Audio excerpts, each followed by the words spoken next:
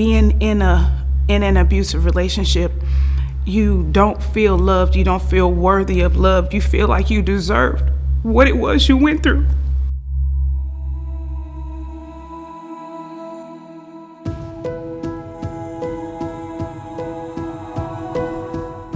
It's sort of a Cinderella story. I was his muse. I couldn't do anything wrong.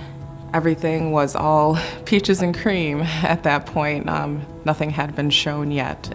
It didn't start off as what I would call abusive, but it worked its way to that point. Well, he made me feel like everything was my fault. I felt disgusted with myself. So anything that I looked outside of being with this person was really challenged, and it was slapped down. He didn't want me to go anywhere. He wanted me to stay in the house. He didn't want me to go to work.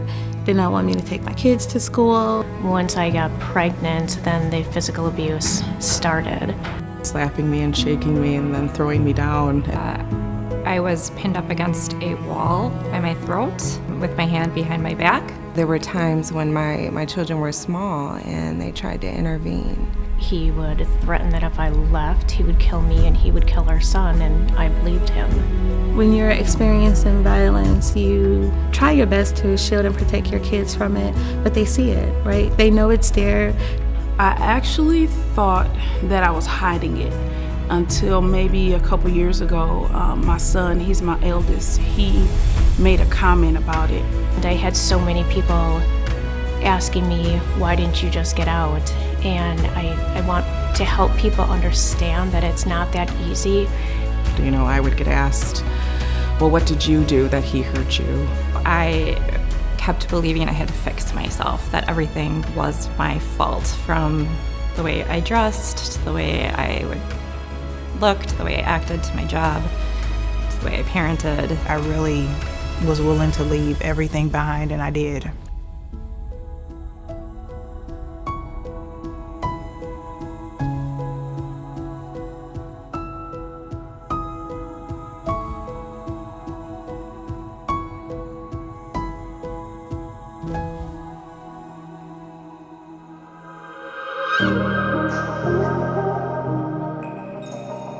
I had started going to a new church, and my pastor suggested that I come to Sojourner. I walked in the doors to do my assessment, and I just felt the love. The way I was greeted, like, oh, this is your first group. Hi, I'm so-and-so.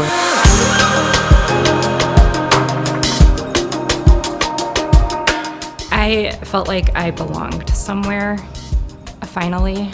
Because it was the first time that I was able to speak to other people who had been through similar situations and understood me. It wasn't until I really started getting involved in the classes and the support groups that I started feeling seen and heard. I guess just through counseling and being able to talk it out is helping me to be able to see the small things, that I am changing, that I am moving forward. The children's program was essentially like a breath of fresh air. It allowed my child to still be a child in the midst of trauma. I had to learn that everything wasn't my fault, and how to love myself and care about myself again. Sojourner is so much more than just a building. Sojourner for me has been like a lifeline. Place to heal, is a place to grow, is a place to not feel lost anymore. I was a very lost person, and I had very gentle, very caring people reach out to me.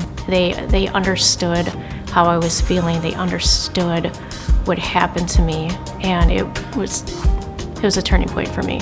Sojourner is all of the relationships and friendships that I've built with all of these different women that I've met through here. As long as you have your tribe, and Sojourner's been my tribe, as long as you have your tribe, there's nothing that you can't do. I truly feel like if it weren't for me stepping into Sojourner and having the support and the knowledge and the education that it's quite possible I'd still be in that violent cycle. It is gonna change your life, and it is the best decision you'll ever make in your life. And I don't have to carry this weight anymore, right? I can do the work to undo the trauma or the bad experiences that I've had in life, and I can release myself of that and begin to thrive and live a life that I choose for myself. The support of my church family and Sojourner together, I know that I definitely would not be where I am right now. I would not be going through the process of healing. I